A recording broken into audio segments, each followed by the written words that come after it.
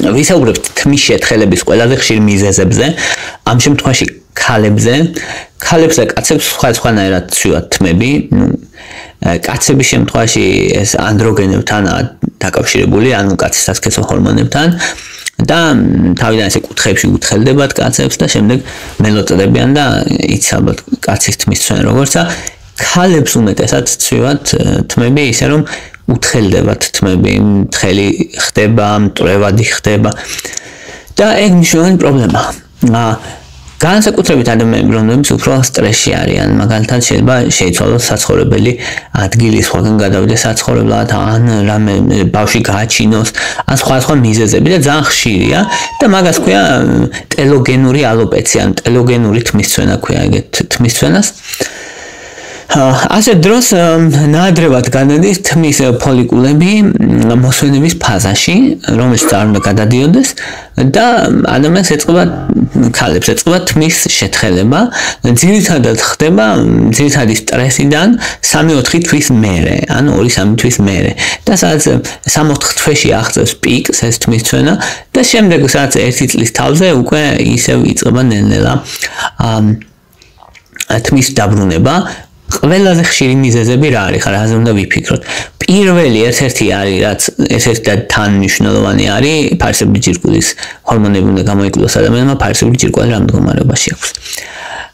თუ მან ყველაფერი ნორმაშია, D ვიტამინი ერთ-ერთი მნიშვნელოვანია, თუთია მნიშვნელოვანი არის თმის ზრდისთვის და D ვიტამინის პრობლემა ძალიან ბევრ ადამიანს აქვს, ქალებს განსაკუთრებით, ვინაიდან ხშირად არ უწევთ მზეზე ყოფნა და D ვიტამინი მზეზე წარმოიქმნება, შესაბამისად D ვიტამინის ნაკლებობა ერთ-ერთი მნიშვნელოვანია. რკინის ნაკლებობა მენსტრუაციისას ქალები დიდი რაოდენობით რკინას კარგავენ და ბევრ ქალს აქვს რკინა დეფიციტური ანემია და თმისცვენა ერთ-ერთი მისი მთავარი ნიშანია. თუთიის დეფიციტი, როგორც თქვი, ასევე ბიოტინი, B7 ვიტამინი, მის მანაკლებობაც იცის, თმები უფრო მსხვერპლად ხდება და ადვილად ცვენადი და ცილები, როცა ადამიანი ნაკლებ ცილებს იღებს. ესეც ერთ-ერთი მნიშვნელოვანი რისკ ფაქტორია და იწვევს თმისცვენას.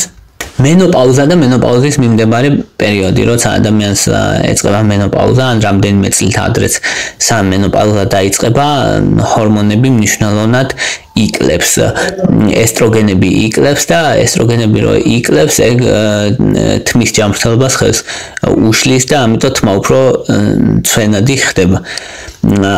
ასევე, ორსულების შემდგომ თითქმის ყველა ქალს ემართება, ან რაიმე ავადმყოფობის შემდეგ, როცა უნდა აღდგეს ორგანიზმი და ასევე წამლები ანტიდეპრესანტებმა, მაგალითად ლითიუმმა, სისხლის წნევის წამლებმა, რეტინოიდებმა, ანტიკოაგულანტებმა, ანუ სხვა წამლებმა იციან თმის ცვენა. ახლა გადავიდეთ მკურნალობაზე. პირველ რიგში თუ რკინა აკლია ადამიანს, უნდა მიიღოს რკინა. რკინის საკვები დანამატები, რკინის სულფატის სახით, ერთ-ერთი ყველაზე ხშირია, რითიც იღებენ რკინას და სასურველია C ვიტამინთან ერთად. ასევე C ვიტამინის რეგულარული მიღებაც სასურველია. მეორე D ვიტამინი არის ერთ-ერთი მნიშვნელოვანი მისი მიღება.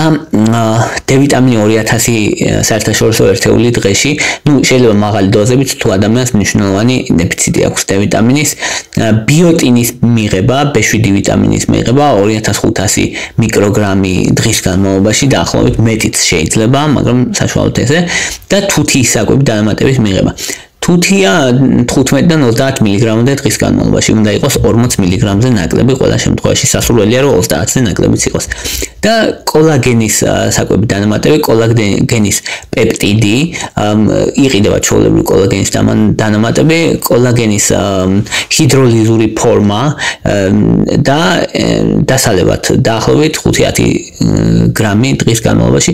კოლაგენი მნიშვნელოვანია ფრჩხილების ზრდისთვის, თმების ზრდისთვის, ცილა არის, რომელიც ერთ-ერთი მნიშვნელოვანია, მოკლედ, აი თმების ზრდისთვის და ამიტომ მისი მიღება აუცილებელია. ომეგა-3 ასევე ომეგა-3 იგივე თევზის კონი 1-დან 2 გრამის განმავლობაში დღეში. და B კომპლექსი ასევე თუკი ეხლა ეს მთლიანად ამ ყველაფერ ვიტამინებს და მინერალებს ვერ მიიღებს რა თქმა უნდა ადამიანი, მაგრამ სასურველია რამდენიმე მათგანი, მაგალითად D ვიტამინი მნიშვნელოვანია, ბიოტინი თუთია, ესენიც მნიშვნელოვანია, კოლაგენი სასურველია და ომეგა-3 კიდე ძალიან მნიშვნელოვანია. ომეგა-3 არა მარტო თმებისთვის, არამედ ძალიან ბევრი მნიშვნელოვანი დადებითი მხარე აქვს. შამპუნების არჩევისას უნდა აირჩიოს ადამიანმა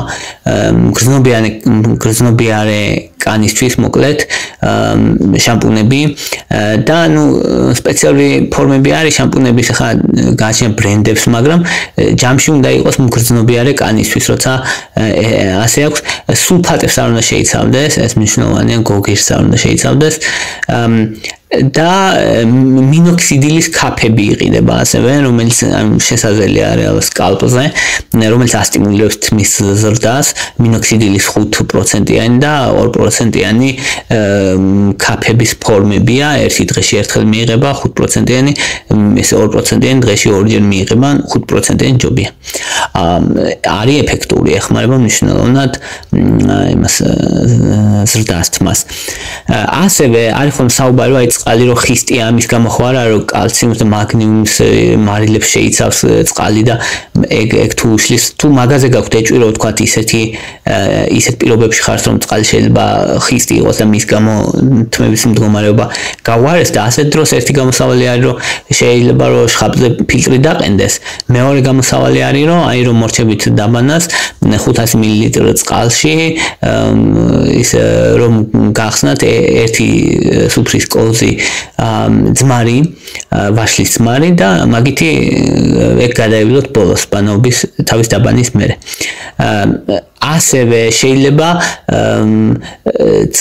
გადადუღებული წყლით დაიბანოს ადამიანმა თავი, ანუ გადუღებული და მერე გაცებული კი არა, გადუღებული და თბილი მაგალითად, რომელიც ეს გადადუღება არბილებს წყალს მნიშვნელოვნად და ესეც შესაძლებელია.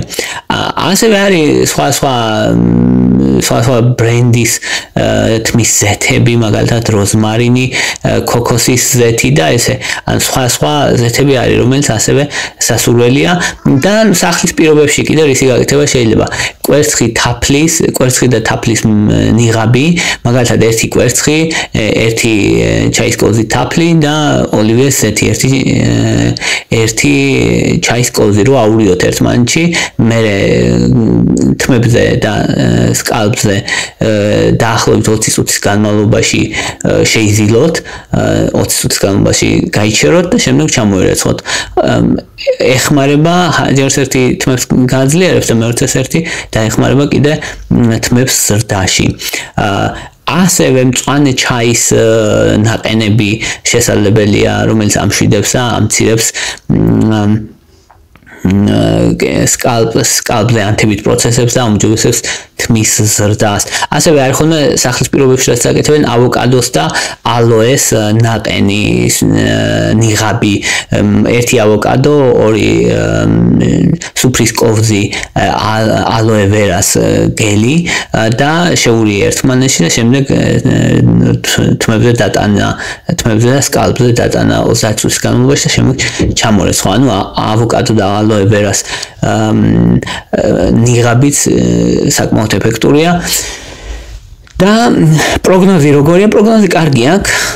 უმეტესად ესეთი ტელოგენური თმის ცვენა უმეტეს შემთხვევაში ძალიან კაი პროგნოზით სრულდება. ანუ ადამიანი გამოჯამრთელდება სრულიად, განსაკუთრებით თუ მკურნალობს. თუმცა არის ადამიანის შემთხვევები, როცა ქრონიკულია, თუ არ მიხედე, ხა ფარისებრი ჯირკვლის პრობლემა აქვს, რკინა დეფიციტური ანემია აქვს, ადამიანს ეს პრობლემები როცა აქვს, ქრონიკული შეიძლება გახდეს და აღარ ამოვიდეს თმები.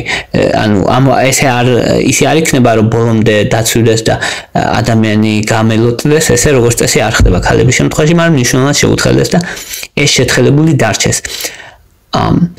თუმცა მაინც უმეტეს შემთხვევაში პროგნოზი არის კარგი.